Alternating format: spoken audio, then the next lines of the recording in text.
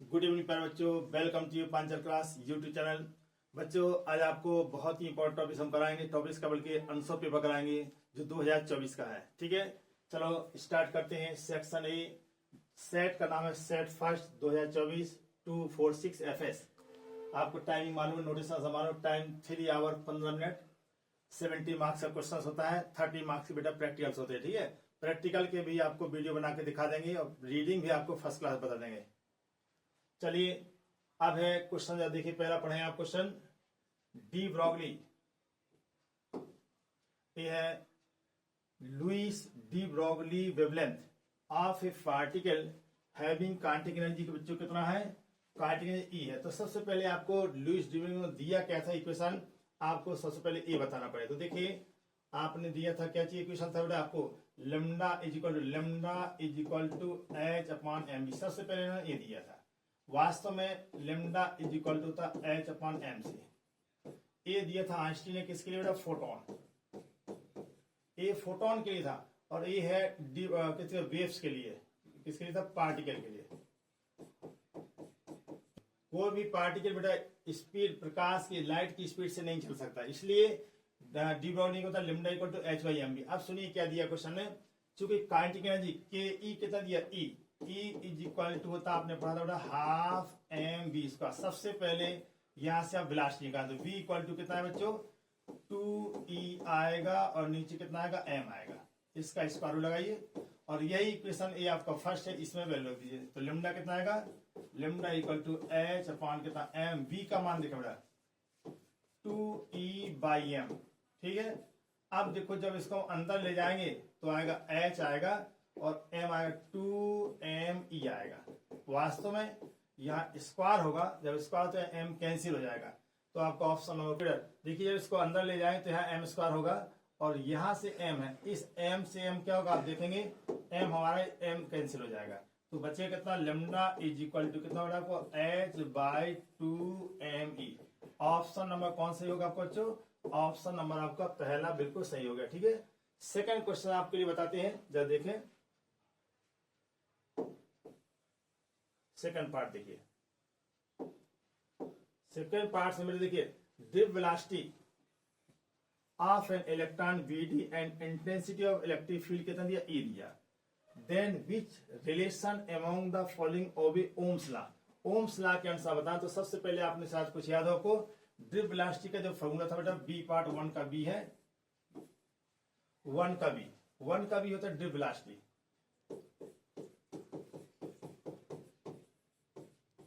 By Ohm's law, Ohm's ने बताया था Vd इक्वल टू आपको याद होगा A इंटू टाउ, ये होता फॉर्मूला।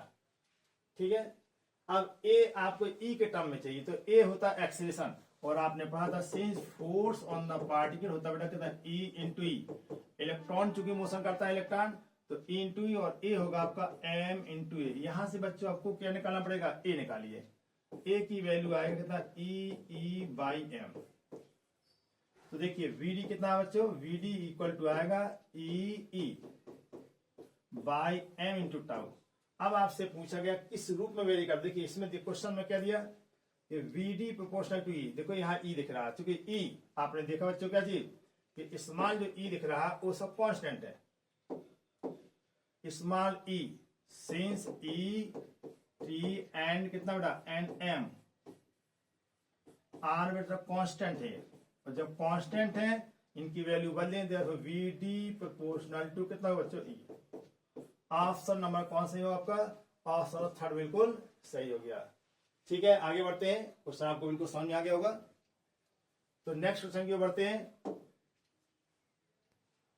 तो देखो नेक्स्ट क्वेश्चन आगे बढ़ते हैं, हम आपको क्वेश्चन देगा। देखिए the path of the scattered particle alpha is. अब इसका अल्फा स्कैटरिंग आपने बताया था, क्या रदरफोर्ड ने बताया था स्कैटरिंग के बारे में। उसने क्या बताया था रदरफोर्ड साहब ने, या देखिए ये है आपका न्यूक्लियस, इस पर चार्ज Ze होगा प्लस ई। अल्फा पार्टिकल सीधा आएगा, वो आपने पढ़ा होगा, जब सबको याद होगा, वापस लौटता 180 से। जो पार्टिकल कुछ डिस्टेंस पर होता वो ऐसे मुड़ जाएगा। ठीक है, जो दूर होगा सीधे चला जाता, लगभग सीधा, और जो दूर होगा ऐसे मुड़ेगा। ठीक है, और दूर होगा एकदम स्ट्रेट विदाउट डिफ्लेक्शन जाएगा, और इसमें कितने अल्फा पार्टिकल, लगभग 20,000 इतने अल्फा पार्टिकल प्रोजेक्ट किए जाते हैं, कुछ ही मुड़ते हैं। इससे पता चलता है कि हमारा न्यूक्लियस क्या बहुत छोटा होता है। चलिए आगे इसका पाथ पूछा, क्या पूछा पाथ। तो देखिए ये सर्किल तो कोई बनाएगा नहीं, तो ये तो रॉन्ग हो गया। पैराबोलिक का आपने कॉन्सेप्ट पढ़ा, दूसरा होगा पैराबोलिक क्या होता है, इसमें कोई भी इक्वेशन आपने पढ़ा था, कोई भी इक्वेशन स्क्वायर वाला नहीं आता है। इलिप्टिकल और हाइपरबोला, अब इसमें देखिए इलिप्टिकल ऐसे बनता है, तो कोई चार्ज पार्टिकल बेटा प्लस चार्ज है, कभी ऐसा नहीं होता कि चार्ज पड़ गया ऐसे फिर लौट के चला आए। लौटेगा जब इधर जाएगा तो आप समझिए दूर भागेगा, लौट के थोड़ी आता है, यहाँ फेंका जाएगा, प्रोजेक्ट किया जाएगा, तब इसकी वेलोसिटी कम होती है, फिर मुड़ जाएगा, तो ऐसे लौटेगा फिर भाग जाएगा, फिर लौट के दोबारा नहीं आएगा, इसलिए इलिप्टिकल पॉसिबल नहीं है। इसलिए आपका इसको लर्न करिए, आपको हाइपरबोलिक हो जाए, क्या होगा इसका, हाइपरबोलिक से आंसर होगा। ठीक है।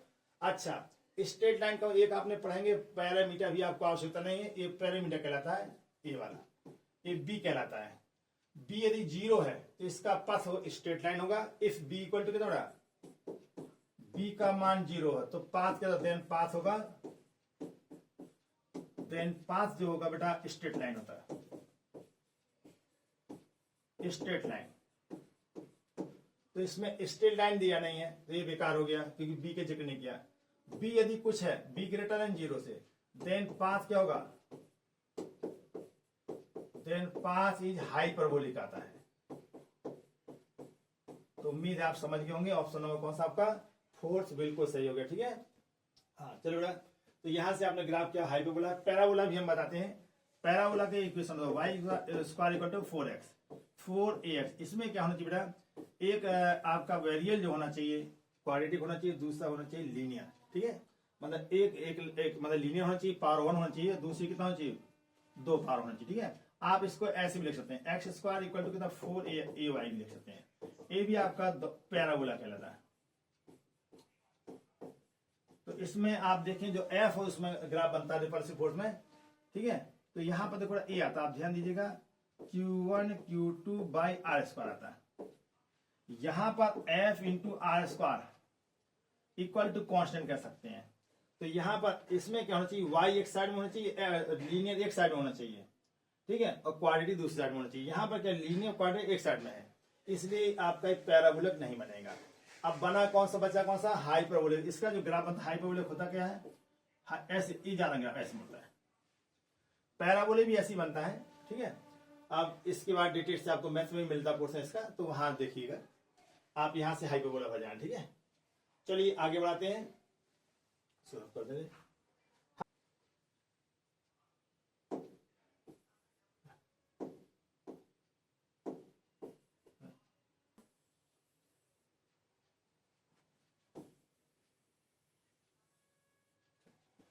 चलिए, तो ये था आपका पहला पोर्शन। इसके बाद हम आगे बढ़ाते हैं। बी पार्ट देखिए बेटा, सी पार्ट हो गया है, अब आपका डी पार्ट है। डी पार्ट में क्या है, the path of the maximum focal length of convex lens is for. किसके लिए मैक्सिमम फोकल लेंथ होती है, तो कन्वेक्स लेंस बच्चा कैसे होती है, तो देखो ए है बेटा आपका कॉन्वेक्स लेंस। ठीक है, और कॉन्वेक्स लेंस में जो सबसे पहले आप जानेंगे कौन सा, व्हाइट लाइट। कैसे डालते बेटा, इसमें आपको व्हाइट लाइट डालना पड़ता है। आपने पढ़ा है, होता तो रिफ्लेक्शन यहीं से पहले पार्ट से, लेकिन हम इसको क्या दिखाएंगे बेटा, यहाँ बी तक मिडिल तक सीधे ले जाएंगे, इसके बाद ये वायलेट होगा और ये आपका रेड होगा। तो अब आप समझिए, ये है बेटा एफ आर। आपने पढ़ा है कोई भी पार्ट लेंस का, कोई भी पार्ट एक प्रिज्म कहलाता है। क्या कहलाता है बच्चों, ये प्रिज्म। और प्रिज्म के बारे में आप पढ़ चुके। प्रिज्म में व्हाइट लाइट डालिएगा, ये 7 रंगों में स्कैटर्ड हो जाती है। अब आप खुद देखेंगे, तो पहले कौन सी लाइट स्ट्राइक करेगी, तो यहां देखिए ए बेटा ऊपर जो होती है, आपने पढ़ा विब्ज्योर, VIBGYOR। आपका जो बेस होता है बेटा नीचे, वी नीचे होता है और रेड क्या था ऊपर होता है। तो किसकी फोकल डिस्टेंस ज्यादा आ गया, तो आपका यहां से होगा FR सबसे बड़ा होगा। तो इसमें क्या होगा, मैक्सिमम फोकल डिस्टेंस पूछी गई है, तो किसी होगी बच्चों, रेड के लिए, तो किसी होगी आप रेड। तो इसका आपका ऑप्शन बिल्कुल सही कौन सा होगा, रेड। सेकंड ऑप्शन बिल्कुल सही होगा। ठीक है, आगे देखते हैं। The power consume in alternating power current in a circuit containing only capacitor. Question बहुत अच्छा है। अब आपको बच्चे जानना पड़ेगा, ये तो बच्चों आपको समझ में आ ही गया कि ए है आपका एफ बी और ये आपका एफ आर, तो एफ आर क्या होगा, यहाँ से एफ बी से बड़ा होगा, सबसे बड़ा यही होता है एफ आर, ठीक है। तो आपका ऑप्शन कौन सही है आप समझ लीजिए। इसके बाद हम ई पर चल रहे थे, तो ई को जब देखें,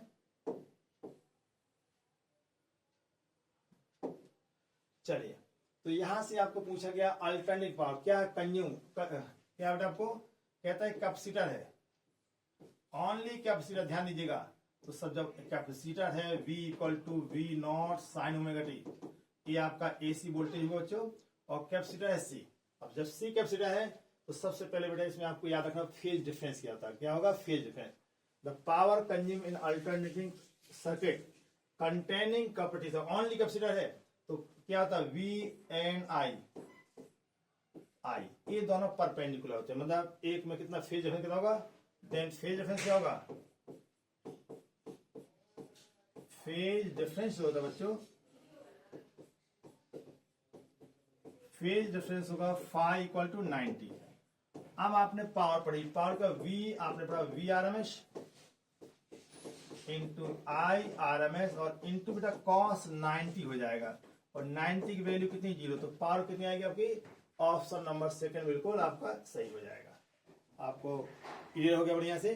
जरा नेक्स्ट क्वेश्चन क्या आपका देखिए, फोर्स क्या दिया क्वेश्चन में आपको, बच्चा दिया फोर्स, देखिए लिखा F फोर्स है, यहां देख लें। आपको सॉल्व नहीं करना, जो सॉल्व करिए रफ साइड बैक साइड में, बाएं साइड में करिएगा, लेफ्ट साइड में, और राइट साइड में इसके ऑप्शन लिखा करिए, ठीक है। अब लिखने का ढंग बोर्ड के लिए बताया जाएगा कि कैसे बोर्ड में लिखा जाता है, वैसे आपको मालूम है 10th का क्लास दिया, ठीक है। फोर्स इतना इंटरम work between the 2 point charge place a fixed distance apart air, air में तो इसको कहते हैं एफ नॉट, ईयर को एफ नॉट कितना 80 न्यूटन, और इसके बाद dielectric constant medium, then force कितना एफ मीडियम कितना होगा, फोर्स होगा 8 न्यूटन। तो के की डेफिनेशन होती है एफ नॉट बाई कितना F m, F naught 80 by 8, that means कितना होगा, के की वैल्यू आई 10। तो आपका कौन सा ऑप्शन सही होगा, ऑप्शन नंबर सेकंड बिल्कुल सही है। ये आपको फॉर्मूला याद होना चाहिए, फॉर्मूला आपको याद है बढ़िया से, ओके, कोई डाउट तो नहीं चाहिए। और देखो बच्चों आपको एक चीज बताएं, यदि आप इसके बाद क्वेश्चन ना भी होता आपको, तो ये सब क्वेश्चन रॉन्ग है। देखिएगा के की वैल्यू बेटा कभी 1 से कम होते ही नहीं, आपने पढ़ा, हम आपको ट्रिक बताया, कंसेप्ट नहीं है, ट्रिक भी देख रहे इसकी, देखिए कॉन्सेप्ट आपने पढ़ा था, वैल्यू ऑफ के ऑलवेज ग्रेटर देन कितना बेटा 0, 0 से हमेशा बड़ा होना चाहिए, ठीक है। और 0 केवल की 1 से, आपने ध्यान दीजिए 0 नहीं बल्कि क्या होता था 1 से हमेशा बेटा बड़ा होता के, हमेशा ऑलवेज, इसको जरा ध्यान से देखिए। और के कभी के नॉट बी नेगेटिव, कभी आपका नेगेटिव नहीं होता, ये भी ध्यान दीजिएगा। तो एक तो ए ऑप्शन गलती होगा, कौन सा बच्चों, ये आपका ऑप्शन ए भी गलती हो गया, दूसरा क्या होगा ए भी गलती है क्योंकि 1 से कम है, और ए भी कम है, देखो ए नेगेटिव है इसलिए बेकार हो गया, और ए क्या बच्चों ए फ्रैक्शन में हो गया, 0 से कम 1 से कम हो गया, ये रॉन्ग हो गया, ए भी 0 से कम लेकिन माइनस में ए भी रॉन्ग हो गया। तो आपका ऑप्शन कौन सही है, बिल्कुल आपका ऑप्शन सही होगा के इक्वल टू 10, वैसे ही निकाल सकते हैं। चलिए आगे बढ़ते हैं, नेक्स्ट क्वेश्चन बच्चों देखो 2 का ए,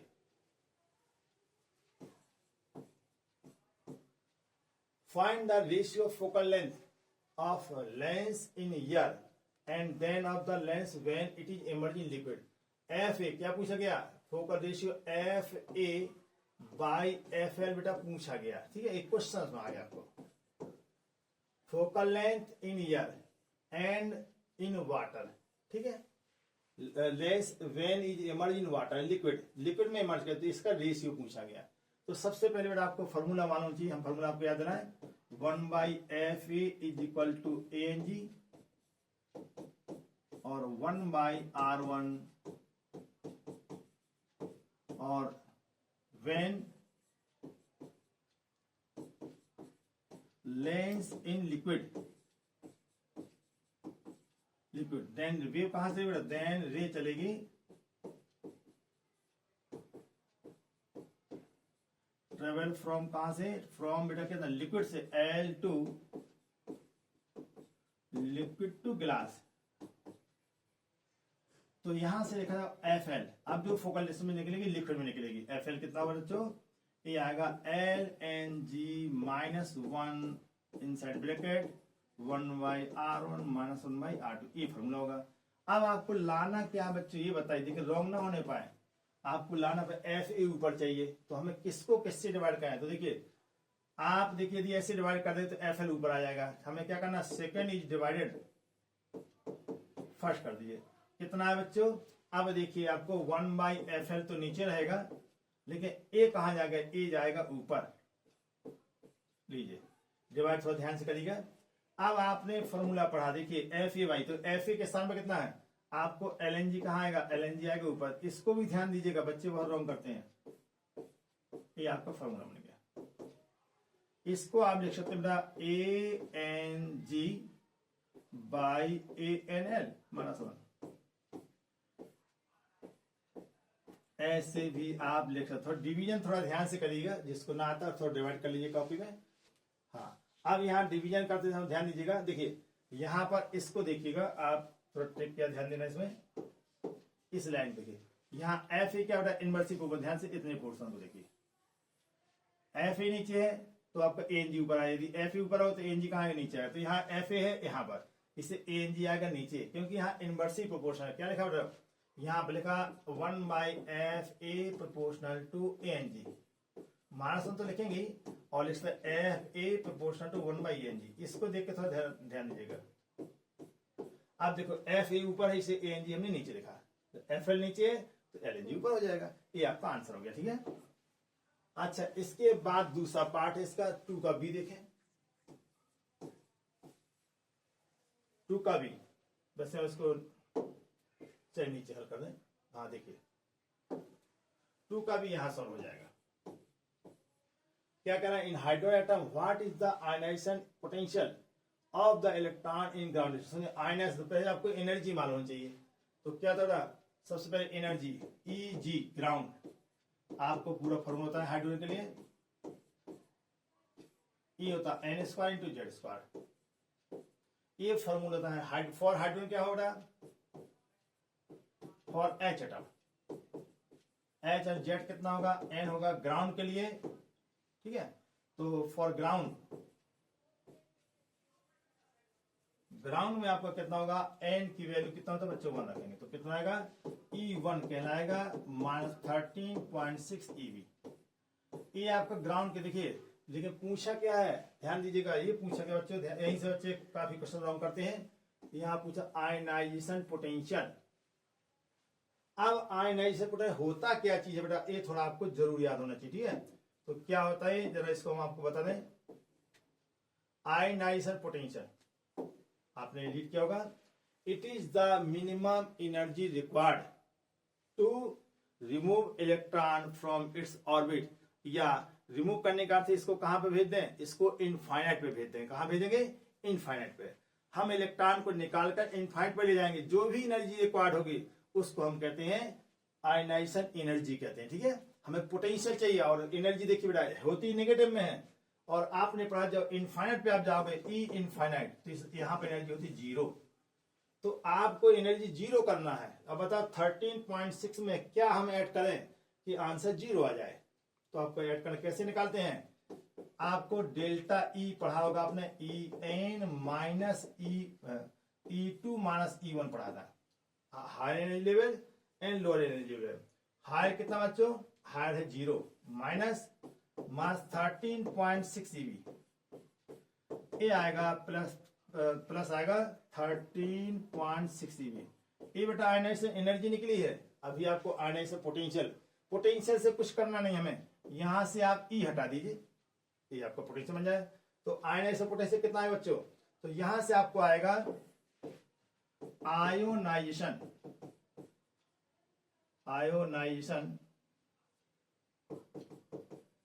पोटेंशियल कितना है बच्चों, ये आपका V की वैल्यू आएगी प्लस 13.6 वोल्ट आएगी। तो जब पोटेंशियल पूछा जाएगा तो आंसर वोल्ट लिखा जाएगा, ठीक है, और एनर्जी पूछे तो इलेक्ट्रॉन वोल्ट लिखेंगे, दोनों में थोड़ा डिफरेंस है। एनर्जी पूछी जाएगी इलेक्ट्रॉन वोल्ट, और पोटेंशियल पूछा जाएगा 13.6 वोल्ट लिखा जाएगा, ये आपका आंसर हो गया। हाँ चलिए next question, right the definition and dimension formula of electric conductivity. तो सबसे पहले इलेक्ट्रिक कंडक्टिविटी होता क्या है, सी देखिए, कंडक्टिविटी, इलेक्ट्रिकल कंडक्टिविटी,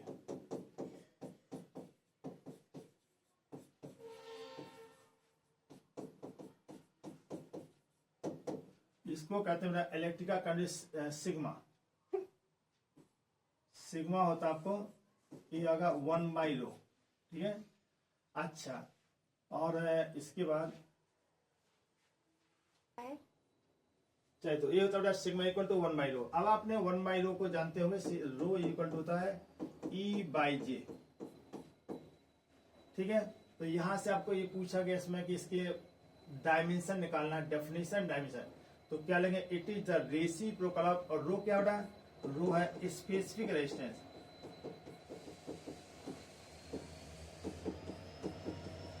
तो किसका रेसिप्रोकल है, therefore specific conductivity sigma is the, क्या लिखा जाएगा, तो सिग्मा जो है space electrical conductivity is the reciprocal of specific resistance, इसका आपका रेसिप्रोकल होता है, इसको कहते हैं स्पेसिफिक इलेक्ट्रिकल कंडक्टिविटी, किसका रेसिप्रोकल है।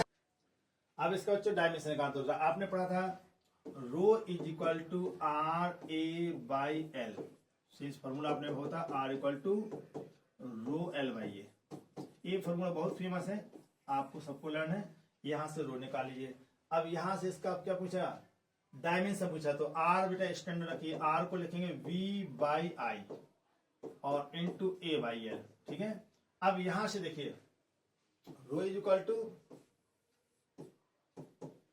वी को बेटा एनर्जी फॉर्म है, वोल्टेज की डायरेक्ट डायमेंशन नहीं होती, तो सबसे पहले इसको बदलेंगे किसमें, W/Q, इससे चेंज कर लिया करो, ठीक है, इंटू I और इंटू A/L। अब आप क्या लिख सकते हैं, यहां से आपको रो का डायमेंशन मिलेगा, डायमेंशन ऑफ रो कितना होगा देखिए, और ए है बेटा वर्क होता है mL² T-2, ये एरिया मतलब L², और यहाँ Q मतलब होता है A इंटू टी, I को बेटा कहते हैं A, और L तो आपका L है, इसमें अब L से L कैंसिल हो जाएगा, कितना आएगा, देखो बच्चों L कैंसिल का तो आएगा, देखिए L यहाँ 1 है, यहाँ 2 है, तो एक पावर यहाँ बचेगी, तो आएगा mL³ आएगा। फिर T पहचानो, T यहाँ कितना बच्चों 1, यहाँ कितना 2, तो कितना होगा 3 हो गया। A चेक करिए 1 1 2, तो A⁻², ये आपका आ गया इलेक्ट्रिकल कंडक्टिविटी, ठीक है। ये किसकी डायमेंशन है, इलेक्ट्रिकल कंडक्टिविटी रो की कहलाती है। देखिए अब डायमेंशन चाहिए किसकी, define in dimension, right the definition and dimension of formula electrical conductivity. हमें बेटा रो का चाहिए, ठीक है, सिग्मा का, तो रो का निकाला। अभी देखिए इसका रिवर्स करना पड़ेगा, तो देखो रिवर्स कर दे रहे, हमें चाहिए सिग्मा का, देयरफॉर डायमेंशन ऑफ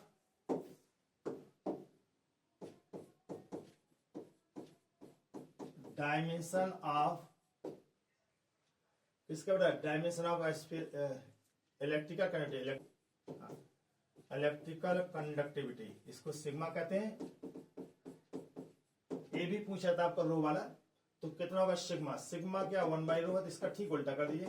तो क्या लिखे बेटा, उल्टा करने के बाद m⁻⁻1 l⁻³ और T⁻2 और A की पावर कितना बचा, A की पावर आपका होगा 2, लीजिए रिवर्स हो गया, इसका ठीक उल्टा कर दीजिए, ये आपका आंसर हो गया, ठीक है।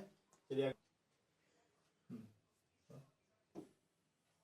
हाँ अच्छे क्वेश्चन, हाँ, which value of current does the ammeter use in AC circuit, which value of current does the ammeter use in AC circuit, इसको कहते हैं RMS वैल्यू। कौन सी वैल्यू रीड करता है बेटा, कौन सी वैल्यू यूज करता है, RMS वैल्यू। चलिए हम बता दें इसको, तो जो आपका D का पोर्शन है, इसका जो होती है बेटा कितना, कौन सा, AC जो आपका सर्किट होता है, AC सर्किट कंटेनिंग कौन सा, RMS वैल्यू, IRMS रीड करता है, IRMS करंट रीड बाई कितना बेटा,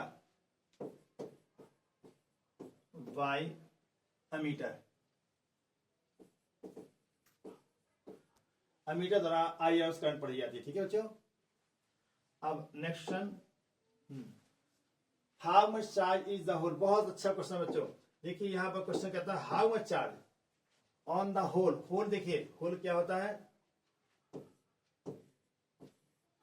होल पर जो charge on hole, charge on hole जो होगा बच्चों प्लस 1.6 इंटू 10⁻⁻90 कूलम। इलेक्ट्रॉन के चार्ज के बराबर होता है, लेकिन क्या होल क्या है, डिफिशियंसी ऑफ इलेक्ट्रॉन, इलेक्ट्रॉन को कम कर दोगे तो वहां होल बन जाता है। ठीक है, इसलिए प्लस चार्ज होगा। Draw the circuit symbol of the PN junction. अब पीएन जंक्शन देखो बच्चे ऐसे बनाते हैं, ये आपका सिंबल हो गया, ये पी कहलाता है, ये आपका एन कहलाता है। और इसको ऐसे दिखा सकते हैं, इसी को आप डिब्बे में भी बंद कर सकते हैं। ये भी आपका पीएन जंक्शन का सिंबल है। यहाँ किसका, ये है सिंबल ऑफ पीएन जंक्शन। दोनों में से बेटा कोई भी लिख सकते हैं आप। ठीक है, चलिए अगला क्वेश्चन है एफ 3(2) का F. Between radio wave and microwave which one has the higher frequency. तो देखो बेटा आपको रेंज याद होना चाहिए, आपको आंसर तो बता दे रहे, जरा देखें। आपका जो माइक्रोवेव होगा, माइक्रोवेव हैविंग फ्रीक्वेंसी क्या होगा, frequency having frequency greater than radio wave. आप कैसे हमने बताया, जरा देखिए आपको एक ट्रिक बता दें कि ये भी आगे मिलेगा आपको, यही हम बता दे रहे आपको। देखिए जरा क्या कॉन्सेप्ट है इसको जाने। पहला होता है बच्चों गामा रे। क्या होता है, जरा रेंज जान लें। सबसे पहले होगा गामा रे, और डिक्रीज है आपका decreasing order of frequency. Frequency का डिक्रीजिंग ऑर्डर, गामा रे की फ्रीक्वेंसी ज्यादा होगी, इसके बाद एक्स रे, इसके बाद अल्ट्रा वायलेट, नाम सुना होगा आपने, अल्ट्रा वायलेट रे, इसके बाद विजिबल लाइट,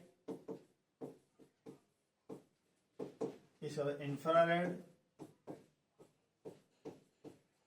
इसके बाद होता है आपको कितना माइक्रोवेव,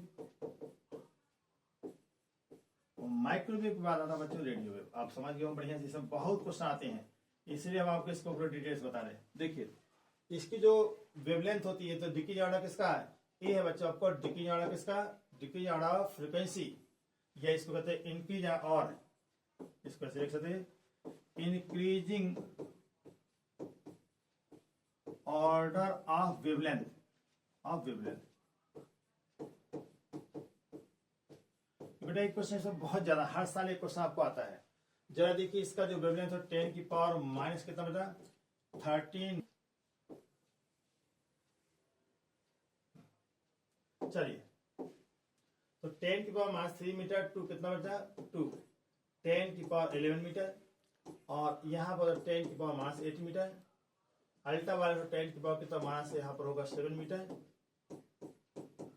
और विजुअल लाइट 7.8 × 10 की पावर कितना बच्चों 7 मीटर, इस मीटर में है। ओके, इंफ्रारेड 10 की पावर माइनस कितना बड़ा 3 मीटर, ये होता है 10 की पावर माइनस 1 मीटर, 10 की पावर 4 मीटर। ये आप समझ गए होंगे कि इसका रेंज होता है लेमडा का। लेमडा समझ गए होंगे। लेमडा देखिए बेटा, लेमडा क्या होगा, लेमडा इंक्रीज कर रहा है, और फ्रीक्वेंसी जब लेमडा आपने पढ़ा था, जितनी अभी एक क्वेश्चन और पूछा था कि जितनी इलेक्ट्रोमैग्नेटिक वेव होता है इसमें एक ही प्रॉपर्टी फिक्स होती है, वो होता है सबकी स्पीड क्या होता है सेम, सभी की स्पीड होता है c बराबर n लेमडा। अब आप यहां से किसी का भी फ्रीक्वेंसी या वेवलेंथ निकाल सकते हैं। वेवलेंथ आपको लर्न है तो फ्रीक्वेंसी आप निकाल सकते हैं। ठीक है, तो इससे बेटा बहुत क्वेश्चन बनते हैं, इसलिए आप इसको जरूर पढ़िए। चलिए आगे बढ़ते हैं और क्वेश्चन देखते हैं। बस चलिए क्वेश्चन हो गया कंप्लीट। नेक्स्ट क्वेश्चन, हाँ सेक्शन सी में हम लोग प्रवेश कर गए। सेक्शन सी देखिए, चलिए कह दें define define the mass defect and the binding energy of the nucleus. ठीक है, तो मास डिफेक्ट का डेल्टा एम क्या होता है बच्चा, आपको ये बता। मास डिफेक्ट डेल्टा एम इसको होता है मास डिफेक्ट। जो होता है डेल्टा एम, इसको समझे m1 प्लस m2 और माइनस m। अब ये m1 m2 है क्या चीज है, देखो हमें मालूम है न्यूक्लियस, जो न्यूक्लियस शब्द होता है, न्यूक्लियस में क्या होता है, इट इज, हम डेफिनेशन में दे आपको, इट इज, देखो क्या होता है, जो मास डिफेक्ट होता है मास ऑफ कंस्टेंट पार्ट, जैसे न्यूट्रॉन और प्रोटॉन। हमें मालूम न्यूक्लियस किससे बनता है, न्यूक्लियस जो हमारा बनता है न्यूट्रॉन एंड प्रोटॉन से। तो न्यूट्रॉन प्रोटॉन के मास से आपको मास ऑफ न्यूक्लियस को सेपरेट कर दिए, जो भी आएगा difference, that is known as mass defect. क्या लिखें, it is defined as the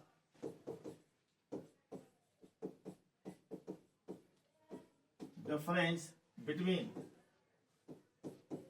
it is defined as the difference of the difference between mass of constituent part of nucleus and mass of nucleus। अब देखिए इसका था mp plus mn, इसके मास से आपको क्या करना पड़ेगा, सब्ट्रैक्ट करना पड़ेगा m और कितना बच्चों n, और mn है क्या चीज, इसको तो मास of nucleus, mass of nucleus कहते हैं। ये डिफरेंस होगा, ठीक है। इसका बाइंडिंग एनर्जी डेल्टा एम निकल जाएगा, तो बीई बाइंडिंग एनर्जी, जो बच्चों बाइंडिंग एनर्जी होती है, जो बाइंडिंग एनर्जी होती है, एनर्जी डेल्टा जो ई लिखी जाती है बच्चों, ये होगा डेल्टा एम और प्लस हल करने पर था 90931 MeV। लेकिन यहां ध्यान दीजिएगा डेल्टा एम किस होगा, ध्यान क्या देना पड़ता है बच्चों, यहां पर जो आपको ध्यान देना उसको समझे। देखिए जो डेल्टा एम होगा, डेल्टा एम होगा मास डिफेक्ट तो रहेगा, defect in MU, atomic mass unit में होगा, तब आप 931 से क्या करेंगे बच्चों, मल्टीप्लाई करेंगे। और मान लो मास डिफेक्ट आपको ग्राम में दिया, केजी में दिया, तो उसमें क्या करना पड़ेगा, तब आपको कंसेप्ट बदलना पड़ता। देखिए इफ मास डिफेक्ट इस बच्चों इन केजी, देन बाइंडिंग एनर्जी क्या होगा, बीई जो होगा डेल्टा एम और इंटू सी, इस पास सॉल्व करते हैं, ठीक है। अब आपका सी क्या बच्चों, स्पीड ऑफ लाइट,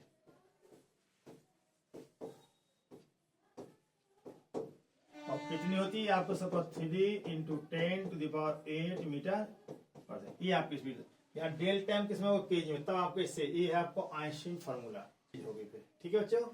चलिए आगे बढ़ते हैं। हाँ बच्चों, तो आप समझ गए हो बढ़िया से। तो यदि मास किसमें बच्चों, एमई में है, एटॉमिक मास यूनिट, तो आप किससे मल्टीप्लाई करेंगे, 931 MeV से, क्योंकि 1 MeV जो इक्विवेलेंट मास एनर्जी होती है, मास होता है, तो 931 सॉल्व करने पर ही आता है, ठीक है। इसको आपको लर्न भी करना पड़ेगा, निकालने के भी आता है। चलिए नेक्स्ट क्वेश्चन ले चलते हैं। हाँ जी, C3 का सी देखें, explain the operation of PN junction diode in 4 बायस। तो सबसे पहले बड़ा बच्चे उसका सर्किट डायग्राम बनाना पड़ेगा। ये देखो पीएन जंक्शन डायोड बनाया हमने,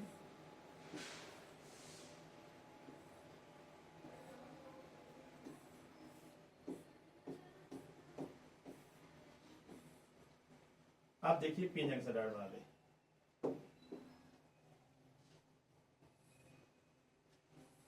ठीक है। और यहां पर हमने आपको दिखाया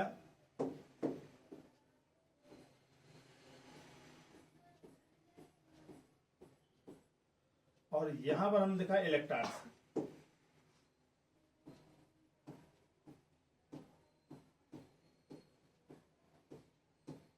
और यहां पर इलेक्ट्रॉन्स होंगे और यहां बच्चों होल होंगे। इसका विशेष नाम इसको होता है डिप्लेशन कहते हैं इसको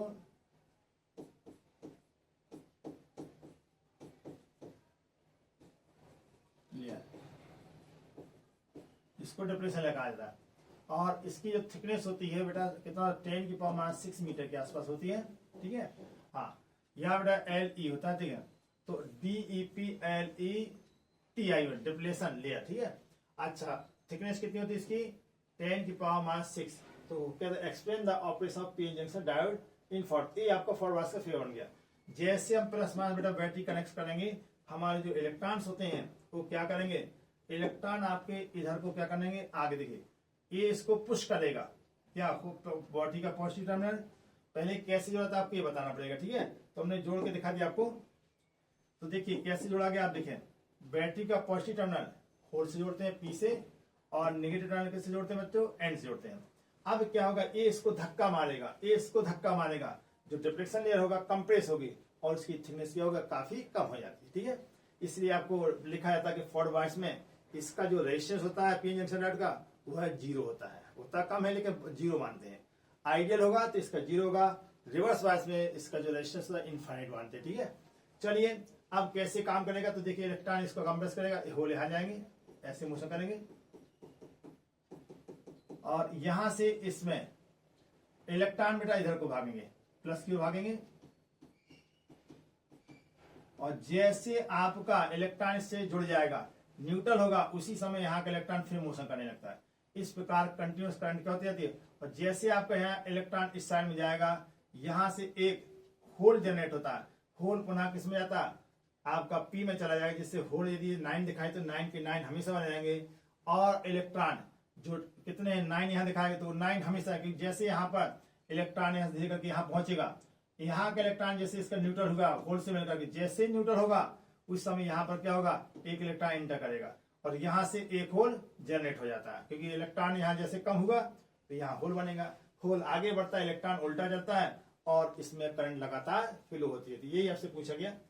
चलिए फिगर आप बना लीजिए बढ़िया से, फिगर आपको पूछा था है, what is the effect of range and sensitivity of the ammeter when the value of the shunt resistance. इनकी बहुत अच्छा क्वेश्चन बच्चों। ए है आपका D, बाद है आपका 3 का C, हो गया 3 का D, देखिए 3 का D, देखिए 3 का D में है what is the effect of range in the and sensitivity of the ammeter. तो सबसे पहले रेंज बताओ, what is the effect of range and sensitivity of the ammeter when value of shunt resistance बेटा।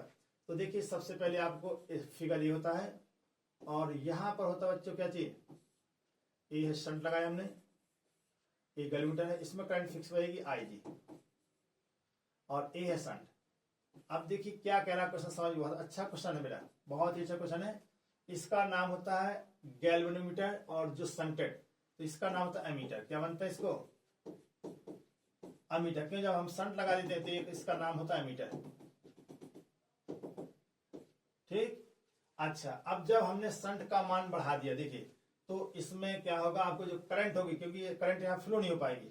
देखिए बच्चों, shunt यदि S का मान 0 हो जाए, S टेंस टू कितना बच्चों, S टेंस टू 0, बहुत कम कर दें, तो इसमें करंट की वैल्यू क्या होगा, एक करंट फिक्स होगी, IG एक फिक्स करंट लेता है, IG की वैल्यू एक सर्टेन वैल्यू होती है जो चेंज नहीं होगी, वो फिक्स रहती है, ठीक है। तो S का मान जैसे 0 होगा, देन I क्या होगा, देन I की वैल्यू इंक्रीज करेगी, I क्या होगा, I बढ़ जाएगी, ठीक है। क्वेश्चन है हमारा कि आपको क्या बेटा, S का मान बढ़ा दिया, S क्या करना, S इंक्रीज करना, जैसे इसकी क्या, देन क्या होगा, then value I, then current क्या होगा, देन करंट होगा बच्चों कितना, देन करंट आपका I क्या होगा, डिक्रीज होगी। जैसे करंट डिक्रीज होगी, अब आपने पढ़ा था सेंसिटिविटी, क्या होता है,